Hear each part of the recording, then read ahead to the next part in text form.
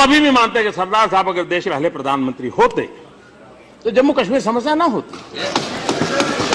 हम अभी भी मानते हैं कि सरदार साहब देश के पहले प्रधानमंत्री होते तो हिंदुस्तान के गांवों की आज जो जद्दोजहद है वो नहीं होती, चित्र अलग होता। ये हमारी सोच है, गलत हो सकती है, हमारी सोच है। लेकिन इस बात में कोई मतभेद नहीं हो सकता है कि सरदार साहब ने 500 से ज्यादा रियासतों को एक किया, इसमें कोई मतभेद नहीं हो सकता। और सरदार साहब थे जिसको कांग्रेस पार्टी ने देश का पहला गृह मंत्री बनाया था। सरदार साहब थे जो जीवन भर कांग्रेस के लिए जिए, कांग्रेस के लिए जूझे, कांग्रेस के लिए उन्होंने अपना जीवन खत्म किया। वो शुद्ध कांग्रेसी थे। लेकिन मैं हैरान हूं, अच्छा जब गुजरात में चुनाव होता है तो सरदार साहब पोस्टर में दिखते हैं, लेकिन देश में कहीं नजर नहीं आते। आप ही की पार्टी के थे भाई, क्या तकलीफ है आपको? लेकिन मैं एक बात आज कहना चाहूंगा, कांग्रेस के वरिष्ठ नेता सरदार वल्लभ भाई पटेल, कांग्रेस पार्टी ने जिसका गृह मंत्री बनाया, दुनिया का सबसे ऊंचा स्टैच्यू ऑफ यूनिटी।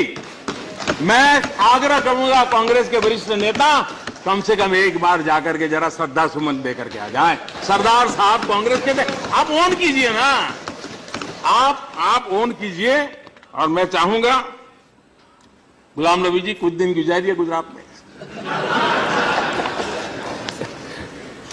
देखिए कभी क्या होता है, पहले एक बड़ा इंटरेस्टिंग बताता हूं। हमारे यहां पुराने नियम कैसे चलते हैं, कहीं डैम होगा, एयरपोर्ट होगा तो कहते हैं फोटो निकालने की मना है। अब आज टेक्नोलॉजी ऐसी है कि वो स्पेस में से गली में खड़े हुए स्कूटर के नंबर की फोटो निकाल सकते हैं, लेकिन पुराने कानून पलट के पड़े हैं।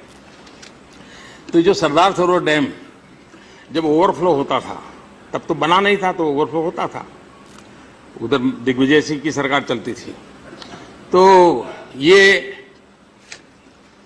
लोगों को जाने नहीं देते। ऐसे में ही मैं मुख्यमंत्री बना, मैंने कहा नियम बंद करो भाई और लोगों को आने दो और फोटो भी निकालने दो। शुरू किया, फिर ये तय किया कि अच्छा टिकट रखा थोड़ा, ताकि थोड़ा हिसाब किताब रहे, लोगों का पार्किंग की व्यवस्था हो।